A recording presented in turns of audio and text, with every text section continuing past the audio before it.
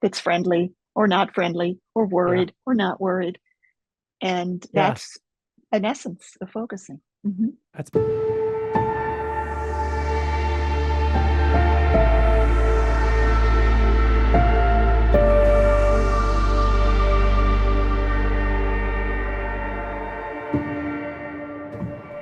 Welcome to Simply Always Awake, the channel that talks about all things awakening.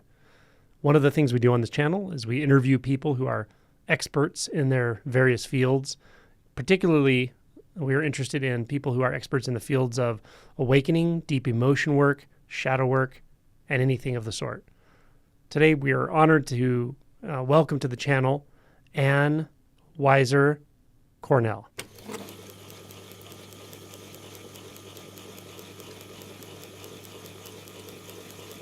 Anne is the president and CEO of Focusing Resources.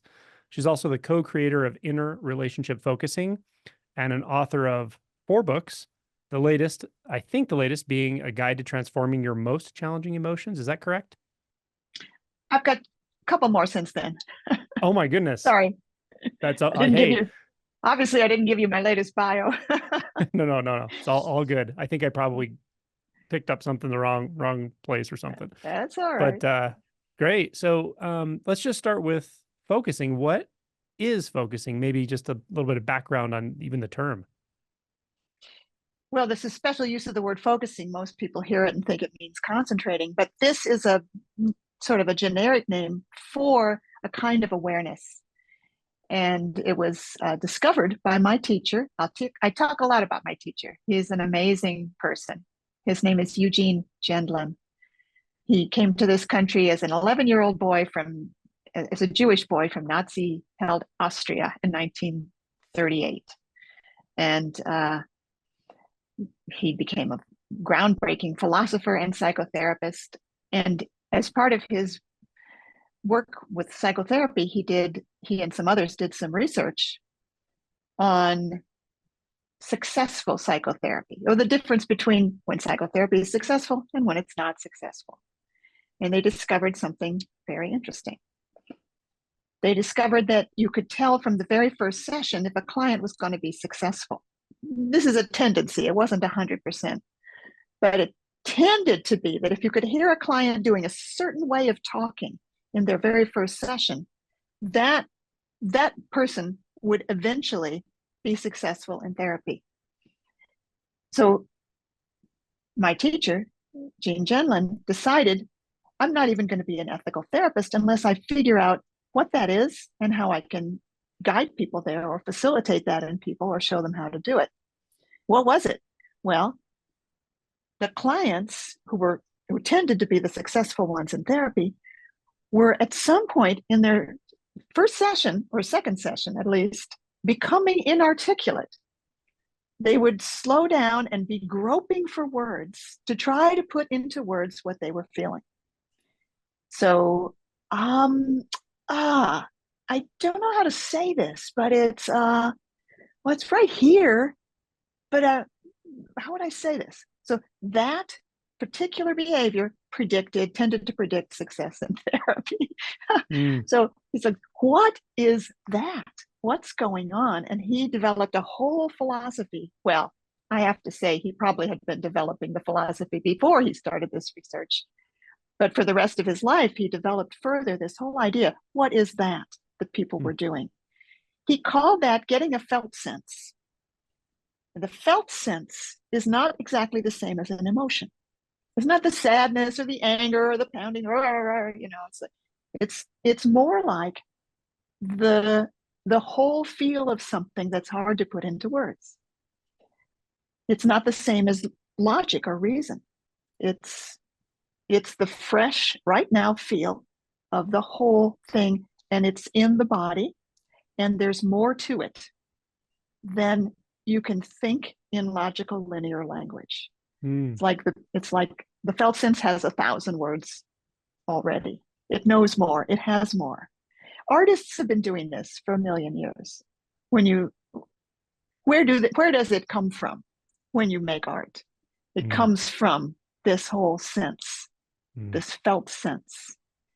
Where does it come from when you do math. When Einstein found this, according to his diaries, Einstein had a body feeling of his theory of relativity for 10 years before. Maybe it was the general theory, but anyway, theories are also in this realm of, Janlin called it the implicit, the implied, the not yet in words, the not yet in concepts. And then rather than just doing it with his own clients, he wrote a book about it at the end of the 1970s called Focusing. And right around that time, a little earlier than that, actually, I met him. I was in my early 20s. I had the good fortune to be in the one place in the world where he was teaching this method, the University of Chicago. Learned it, changed my life. And then when his book came out, I was one of the people he invited to help him teach workshops in it. And then there we go. Wow. Yeah, it's fascinating. I read this story. So it's funny how I found out about focusing, because this implicit sense, the felt sense that you're describing, for me, for many, many years, it was just the most obvious thing. And it's kind of everything now. At this point, it's like engulfed all of experience essentially, and thought is just this funny little ghost in the background sometimes or whatever. And words can come or not, but it doesn't matter. It doesn't change the primary experience, which is all encompassing, deep, profound, ineffable, and so forth. But I noticed that I could look in a way, I could look inward or turn attention to it, and it would sort of produce information in words, sort of, as it was just like you're describing. And I would relate to people that way, and I would try to relate to them how to do it themselves in a way. I would sort of, or I could just feel that when people could turn inward in that way, something would happen. When they couldn't, they were staying up here. And I was Googling, somebody must know, somebody must have looked at this in psychology, like looking inward. I was like trying all these words, and I actually found focusing. And then I read the story about how he discovered it, and that they could watch it on video and predict with pretty good accuracy. And I thought, man, it just makes so much sense empirically to like look at it that way. What's working and what's not. And finding this one thing, it was really fascinating. And from what I remember reading, it wasn't extremely well taken initially from other psychologists. You could see how they wouldn't like that, right? Because it's just too simple. Oh no. Oh no. Yeah, and it's not in the way hands of too the simple. therapist either.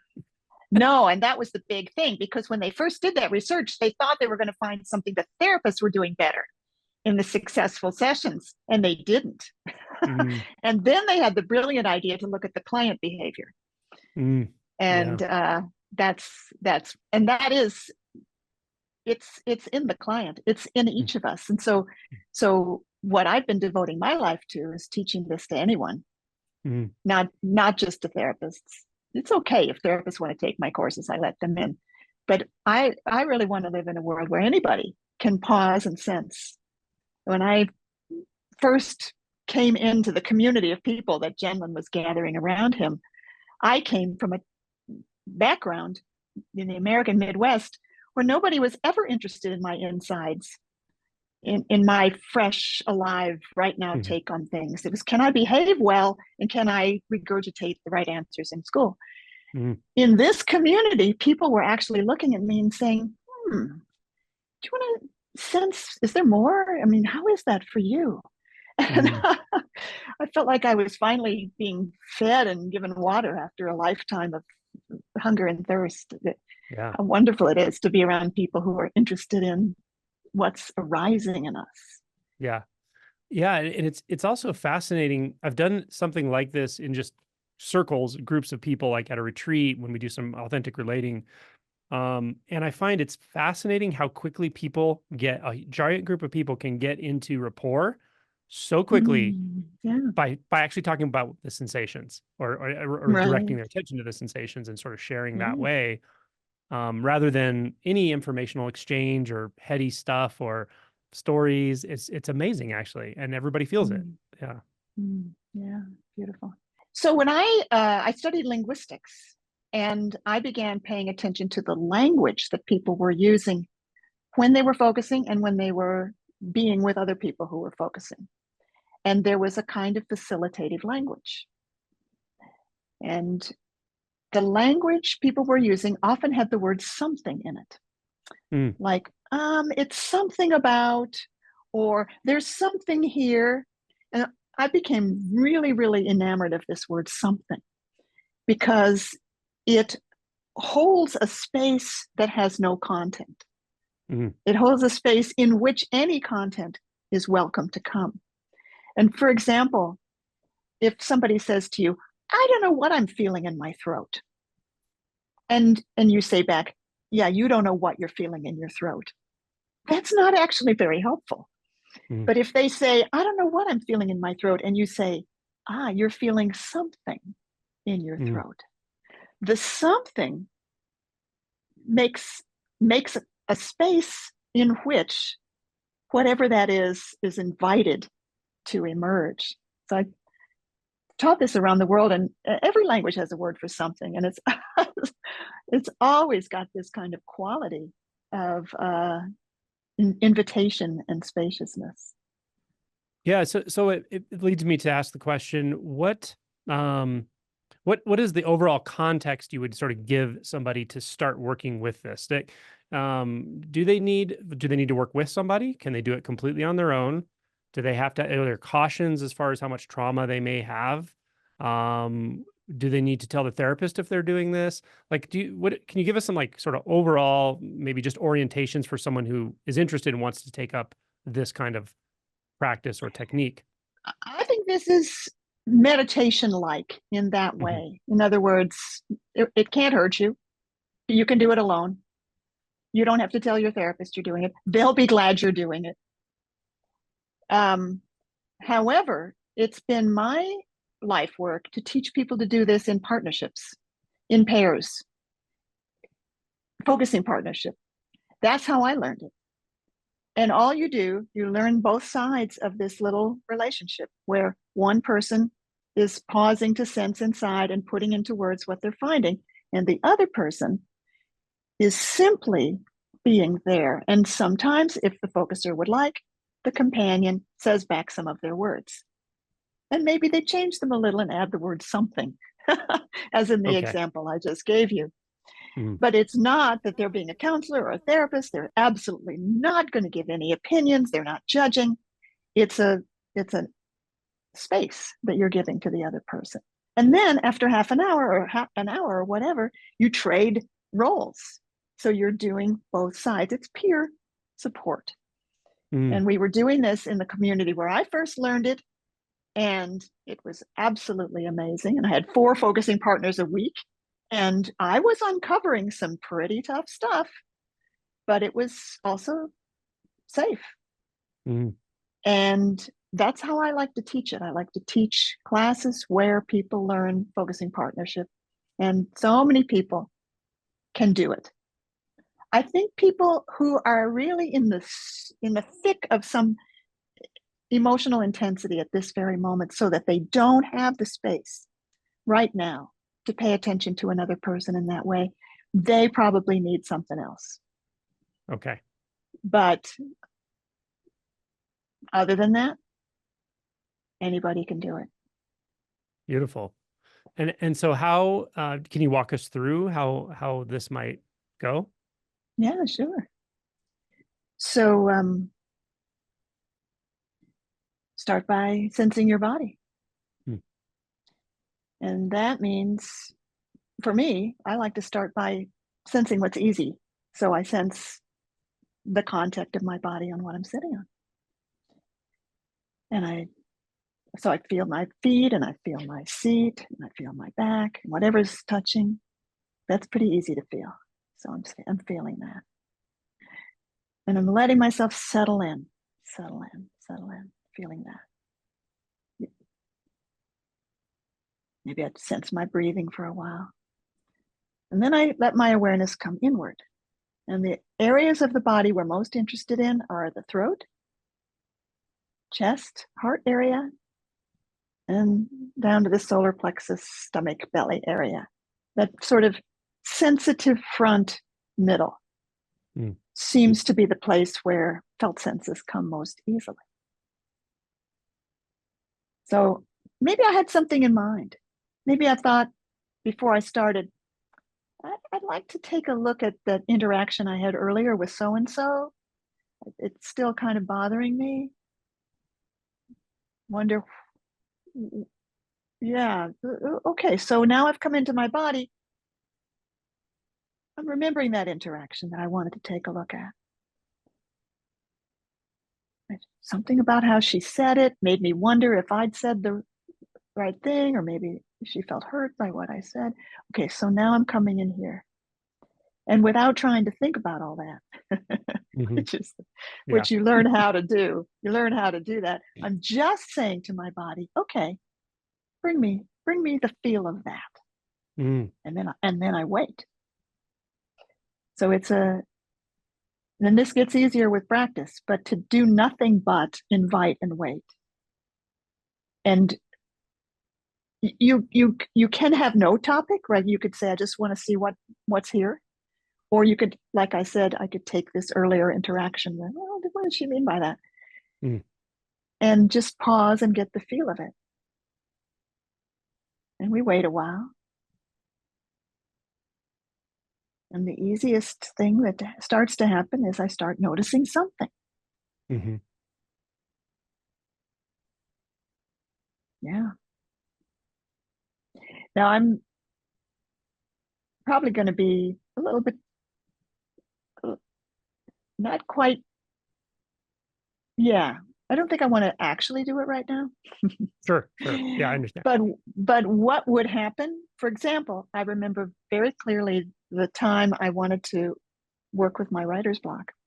Hmm. Something in me, I wanted so much to write, so much to. Now I have 5, 6 books, as you know, but Yeah. so much to write, and I wasn't writing. I was in my mid-40s. Sat down to do a focusing session with my focusing partner. Said to her, I want to invite the part of me that doesn't want to write. Mm.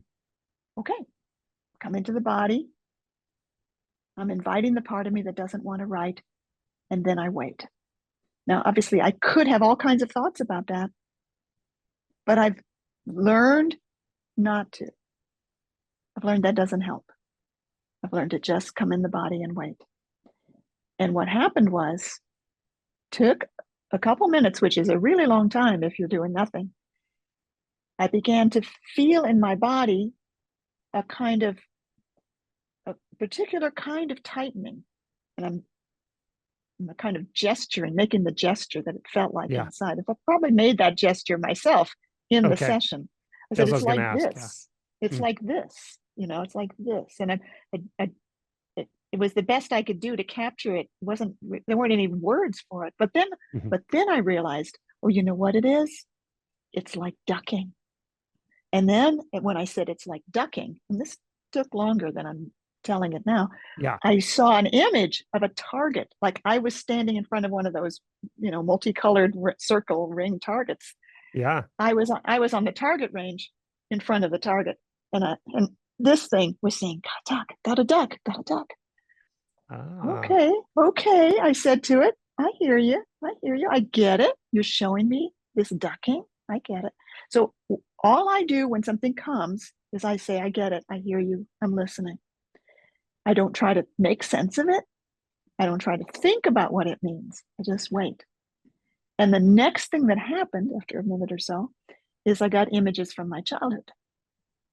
And that was my dad shooting at me with his sarcasm.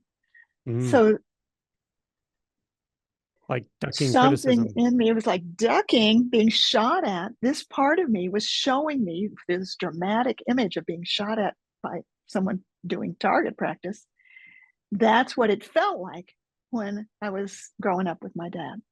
Wow. So, oh, I said, oh, huh. And again, I hear you. I really hear you. And that was one of the sessions that was really a turning point in my writer's block releasing. Beautiful. And that's the kind of thing that Yeah. happens. Do you recommend people do this regularly, like once a day or a certain time frame? And or do you ever find it becomes too much for people? Like some types of modalities, even meditation, if you do enough of it, you start really getting a lot of subconscious material coming up and that sort of thing. Do you see any of that with this? I never see that with this, no, Okay. because it's never forced. Hmm. And if it's not a good day to focusing, it's not a good day to do focusing, you won't be able to. Gotcha. Okay. Yeah. So it's safe. Mm. It's safe. Now my I developed focusing further Hmm. after learning it from Eugene Genlin. My colleague Barbara McGavin and I developed something we call inner relationship focusing. It is completely consistent with what he developed, but we're Hmm. taking some pieces of what he worked with and developing it further. And we have a concept we call self in presence. Mm. And when you are self in presence, focusing is completely safe. Now, to explain what self in presence is, I want to tell you the key moment when that led to everything else that I learned and discovered and investigated about self and presence. And it was when I was assisting Eugene Genlin with his Mm. workshops. He would teach the beginning workshop over and over. So I heard him again and again teach one of the key concepts, and that is when you do focusing, it's good to be friendly to whatever comes. So you're going inside, you're inviting something, whatever comes, be friendly to it. That's one of the key concepts. Hmm. And then every time he taught, every weekend, somebody in the group would raise their hand and it, but what if I can't be friendly? Mm. And he would always give the same answer. And this answer actually set the whole direction for the rest of my life work. He said, then see if you can be friendly to that. Ah. Mm. Now, who is this in me that can be friendly to not being friendly? Mm. That became what I now call self in presence.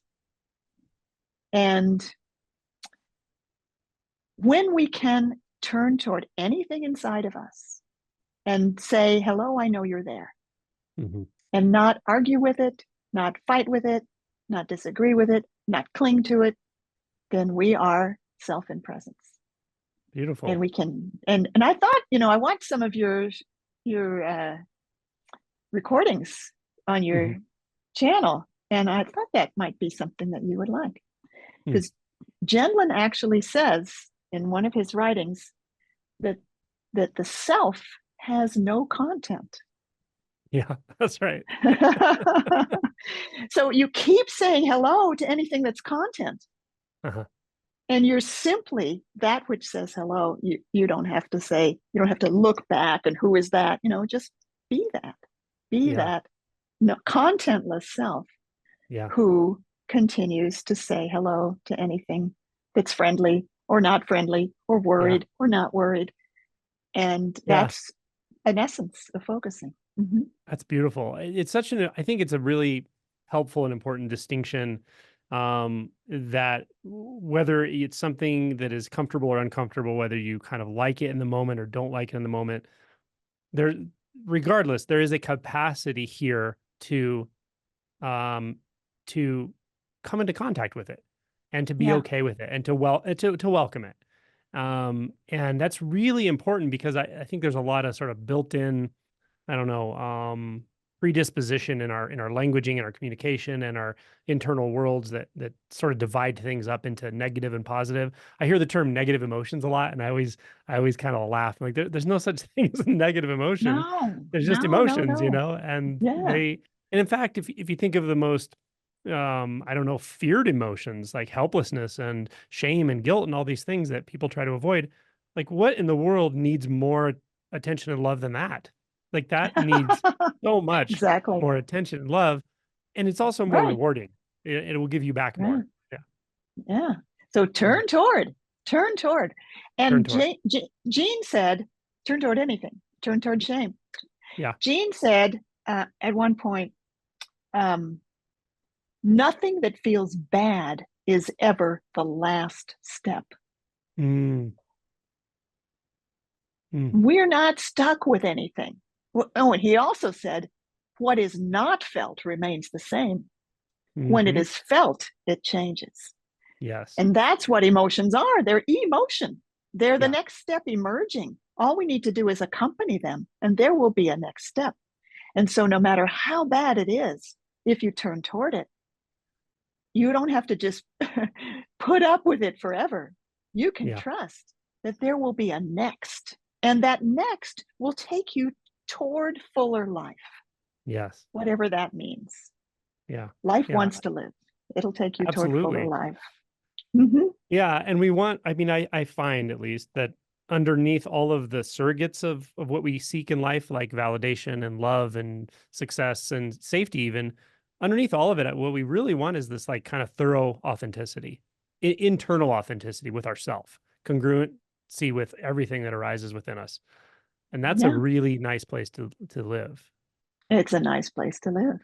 Now, you talked about trauma a moment ago, Mm, about whether focusing is safe for people who are going through really tough stuff. I think focusing is the best thing for trauma. mm, That when you when that in other words, trauma is a kind of it's an overwhelm. It's something that mhm. was too hard to process and manage at the time, so it froze. Yeah. And we're carrying that frozenness in us, and it then colors everything we do, and especially when it's a situation that triggers, it's familiar or it's like what happened. Yeah. And that needs company. Mm, It's what Gendlin calls stopped process. The process, even when something really bad happened, the process was ready at that time to recover from it. mm, There could have been the healing next steps even then. mm. And the fact that they didn't happen, and instead perhaps healing was prevented, because maybe what you needed to heal was to really cry Yeah. and have somebody say, wow, that was hard. And instead, when you cried, you got hit for it. So Yeah. healing was prevented. And so that had to freeze, but that's still waiting. It's still ready to take its Yes. next steps. Mm, And trauma can be healed. It can be recovered from at any later point. I And agree. that's what I've discovered. Mm-hmm, Yeah. mm-hmm. Beautiful. Yeah. And so, when somebody is in process, so you described this, your own personal experience with writer's block. So if somebody's in this process, turning inward, finding finding something there that's just indescribable, but sensed clearly, felt clearly, I may use the term ineffable, and they feel it, they know it's there. Do you invite them to kind of ask it questions like inquiry, like, "What do you want to tell me? Do you have a message for me?"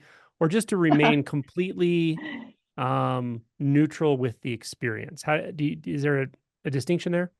Well, I would love to have the chance to tell you how I feel about questions.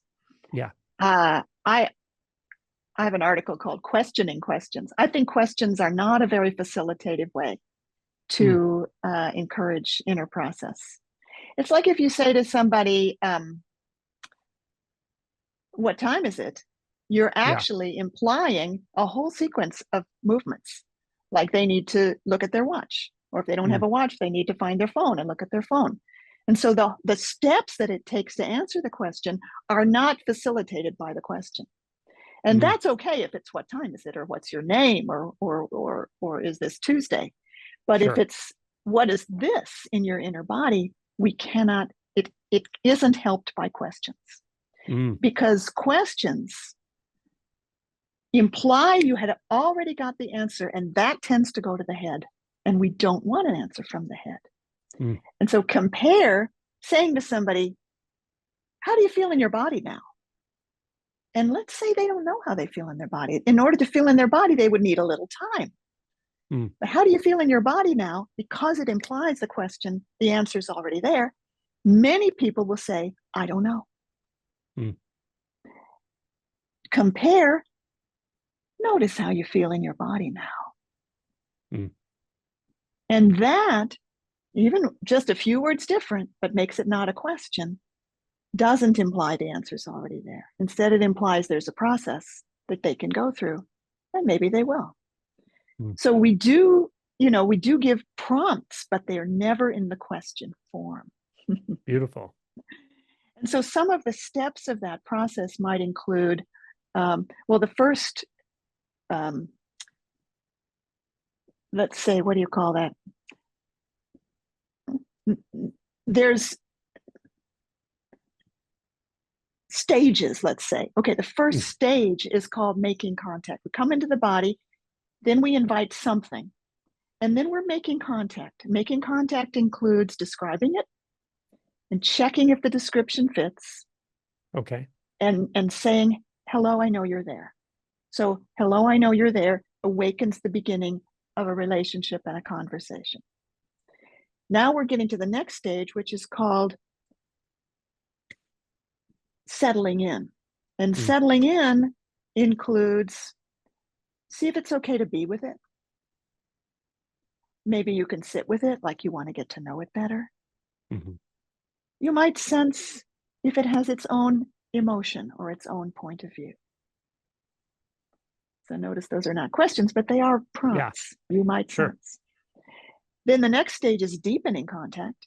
And by that time, what started out as just a little twist is now showing you that it's afraid and it's feeling shy and wanting to protect. And so now at this deepening contact stage, you say, maybe you can sense what it's worried about or what it's not wanting, what it's trying to do for you, what it's trying to help you with. Mm-hmm. Or just invite it to show you more. Mm-hmm. So there's, different things you can invite. But of course, the one who's doing the focusing can always say, no, be quiet. I need to just be with this a while. I don't want any help. Sure. Focuser's the boss. What? And then Go ahead, I please. just want to add, let it know you hear it. So that just inviting this person in the focuser position to always be in the listener relationship with what's coming. So sometimes people say, I talk to my body. I would rather you listen to your body. Let it talk to you. You be the listener. Yeah. Beautiful. Yeah. Do you find any specific challenges people come into contact with this process, or pitfalls based on maybe personality types, expectations, someone who's done a lot of therapy, maybe, I don't know, but just predispositions or preconceptions that can alter their kind of getting used to this? Well, of course, any method you already know interferes with learning a new method. Sure. So for instance, if you're used to meditating, you may go down so deep in your body to such a relaxed place that you lose the place where you can feel a felt sense. And when Genlin taught this, he used to say, yeah, get in the elevator, but only go one floor down. Don't go all the way down. So we need the body to be able to talk back to us. We can't get too relaxed. And to move directly to the meditation state, and I know there's lots of different meditation states, but to move directly to a kind of floating state where everything's okay, you've now missed the place where you can get a felt sense and your body can tell you what it's worried about. No, I'm not worried about anything. All right, well, that's fine. But if you wanted to get to know it, so anything you already know, like if you already know a particular method, if you already know a certain kind of therapy, self-therapy style, you may have to set that aside for a while to learn this one. And then you can combine them, because focusing combines well with everything. There's also two kind of types of people, just in general, who come to focusing and have some trouble with it. And we colloquially call those too close and too distant. So too close means I have so many feelings. When I go in my body, there's so much there. I'm having a hard time just regulating my emotions. It's just too intense.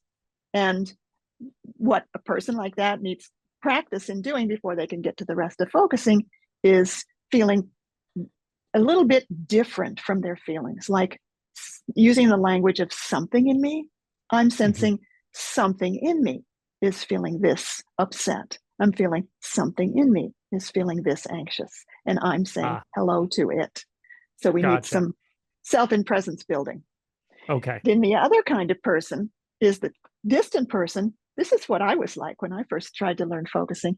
Hmm. Body, what body? I, I got nothing going on.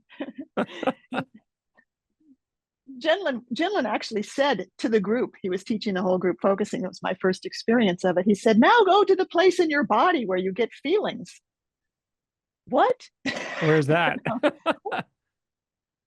I'm Yeah. not familiar with what you're talking about. So there, I mean, and for good reason, we didn't Uh-huh. always learn to feel our bodies. And we need to learn it. And for Yeah. somebody like that, I'll just go slowly. I'll say, well, let's just start with whether it feels different in your throat versus your chest. Yeah. And Yeah. then your chest versus your stomach, does it feel different? The difference is that a difference is the easiest thing to feel. Mm. So we can get there. Anybody can feel, and anybody Hmm. can do focusing.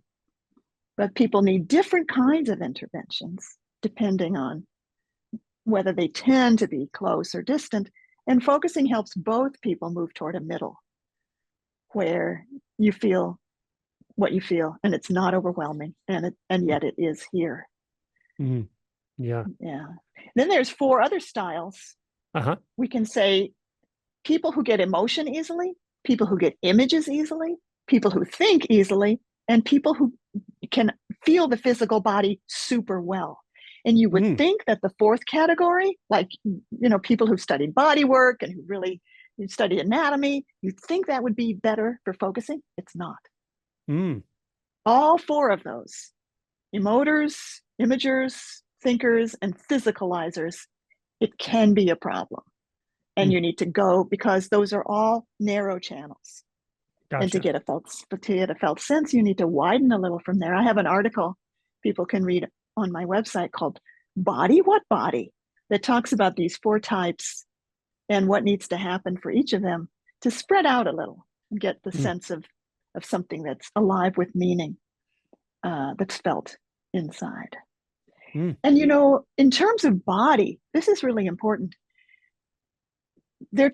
Because of the whole tendency nowadays, since Descartes, right? We live in a world of objects that we perceive, and the objects are real, and we're not, or we're Right. objects, and that's just completely. I mean, it's nice because it helped us do science, but it's not the truth about the world. And if you think of your body as an object, then that can also block your ability to do focusing because it isn't in the body as object that we get felt senses. Mm.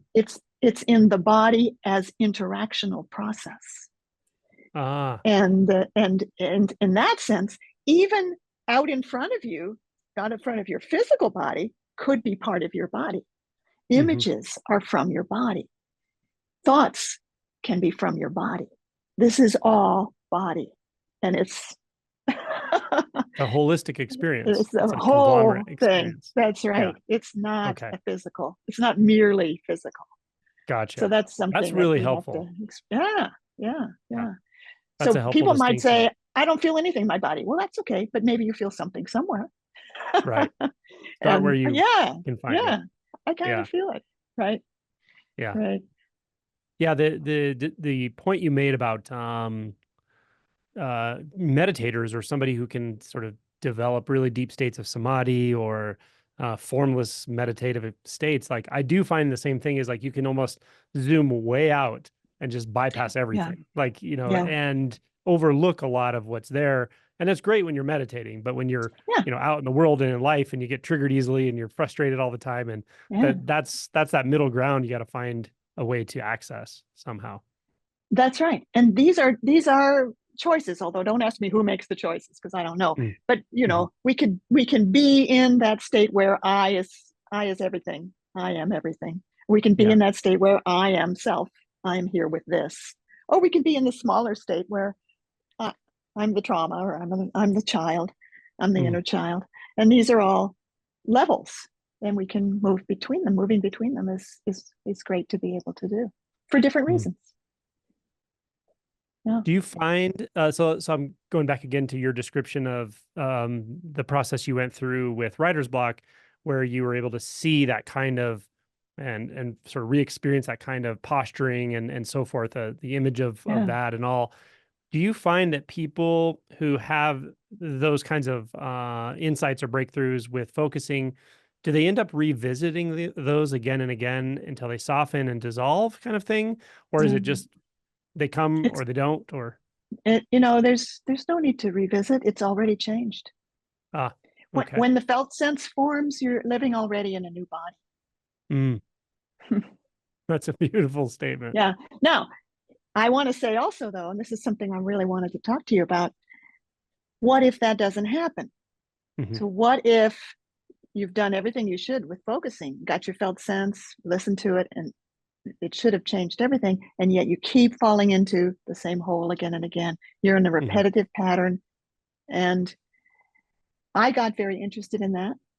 I started using alcohol addictively Mm, after the writer's block session, or maybe simultaneously to it. But around that same time, I was hmm. also using alcohol in an unhealthy way. And because of that, and because of a lucky coincidence that at the time I was really facing the fact that I needed to change my pattern with alcohol, I was about to teach 3 workshops with a good Mm, friend of mine. She and I got very interested in this kind of pattern that doesn't change even though you've done focusing on it, mm, or it resists focusing. sure. And that's when we started doing parts work. Because even though you're self in presence and you get a felt sense, if you're in this pattern where a part of you wants this and a part of you wants this, and it's a pattern that's, we call it a tangle actually. Yeah. It's a pattern that's persisted over time, that was born in a trauma, but has now become a way of managing your life. You need something more than just getting felt senses. In fact, it's really hard to get a felt sense Mm, if you're identified with parts. So it worked. We mm, found a way of applying focusing even to tough areas of life mine was the alcohol thing. She had a kind of depression that was mm, sometimes suicidal. Both of those things managed to shift, but that does take repetition. mm. It takes returning again and again to that same issue, and being able to be the compassionate self in presence to those different parts. And Yeah. they're young, the parts are young, they're from earlier times. They have things they need, relational needs, Yeah. and that that it does work over time. Mm. Yeah. Yeah, I can We relate to call that. Yeah. Yeah. I mean, sometimes I've used the term like a competing agendas, like almost different identities Mm-hmm. within us that are have like Yeah. almost diametrically opposed viewpoints and drives. And so they're kind of in this sort of relational identity structure with themselves, but they are very much an early developmental stage often. You almost have to really go back and learn to be that age again in a sense to feel through that. And it's To, really a to fascinating thing. it is indeed. And they're all trying to save your life. They're not, Mhm. ultimately they're all on your side, but they Yeah. can have very opposite strategies, Yes. very opposite strategies to try to get you to whatever they think will keep you safe and give you your life. Yeah. And We very call different our work, we call worldviews. our work, I just want to say we call our work untangling. And Untangling. that's what the new book is about. It's called Oh Untangling, yeah. how you can transform what's impossibly stuck. Lovely. That feeling of stuckness too that you describe. That's probably one of the more, yeah, certainly one of the more challenging therapeutically, more challenging with one's personal inner work. And it is, oh man, I think it really underlies some pretty harmful patterns in people's lives, addiction specifically. Addictions can be very harmful, and we can be addicted to all kinds of things, Hmm. including a certain kind of relationship Yeah. that's dysfunctional and we keep repeating. Mm. And Yeah. And why does this keep repeating? And you can get into a state of hopelessness and helplessness. Mm. And but and we can't say we can cure everything, but we certainly feel hopeful about some Hmm. things that were very tough before. Yeah. Yeah. Untangling is the name of the book. Untangling. Oh, cool. Yes. That's a great And name. it's yeah. Thank you. Yeah. And it's really what untangling is really the application of inner relationship focusing to these really tough stuck issues. So it is the same really as focusing, just very specific applications when things are very tough and tangled. So Okay. the whole thing is the same principles we've been talking about of the self with no content, the something in me, and the I am sensing, and I can be with this, and I can be friendly to it, and I can be with it just as it is. And we never try to change anything. Mm-hmm. The environment of change is an environment of presence, not ever trying to change anything, because we trust that the next steps arise when they're not interfered with. Mm-hmm. Beautiful. And that's what life is like. The next, Yeah. I'm sure you agree with that, Angelo. Well, I mean, well, it's true. Anything you come into contact with, like, the greatest gift you can give anything in the universe is your attention. And the best quality of attention you can give it is non-judgmental, not trying to change it. There you That's go. it, you know. There you And go. That's all it is. That's yeah, everything. Hmm. yeah. And But that can how do get you you, do that yeah, specifically? Yes. yeah, absolutely. Yeah. Hmm. Yes. Yeah. Um, Wonderful. And so how do people find your resources, or what types of resources do you have for anyone who's interested in this, wants to get started, wants to work with you or do workshops, or what do you recommend? My website is focusingresources.com. I have a whole series of entries into focusing from an audio set called Learning Focusing that costs just $20, Okay. all the way to my not in person, but live online training program with multiple teachers and assistants that takes 18 weeks and costs $1,600. Mm. And there are the books. And we have a book called The Power of Focusing. That was my first one, the one I wrote when I got over writer's block Uh-huh. back in 1996, all the way Okay. up to the latest, Untangling. And all of those can be accessed on focusingresources.com. Okay, beautiful. We'll put I'll get the links from you, and we'll put all the links underneath whatever order you want so people can find all your stuff. Anything else, any last kind of comments on this, on the subject of focusing, or just general advice for somebody who's hearing this and going, I want to try this. I want to apply this to my life. I want to mention the inner critic. There is Mm, something that happens in along the way that sure. some voice in us starts thinking that the way to improve us and keep us safe is to tell us we're no good. And I've Mhm. also been very interested in that. And that's part of the untangling process. But the advice I want to leave people with: you are lovable, you were born lovable and ready to be loved. And everything in you is lovable. Oh, And when your inner critic comes, you can love it too. yeah. Beautiful. Oh my Yeah. goodness. Well, I appreciate your time, and man, we we covered a lot in a pretty short time, actually. That was awesome. So thanks again, and we'll stay in touch. I hope so. You're a great Okay, Anne. interviewer. Thank you so Thank much. you.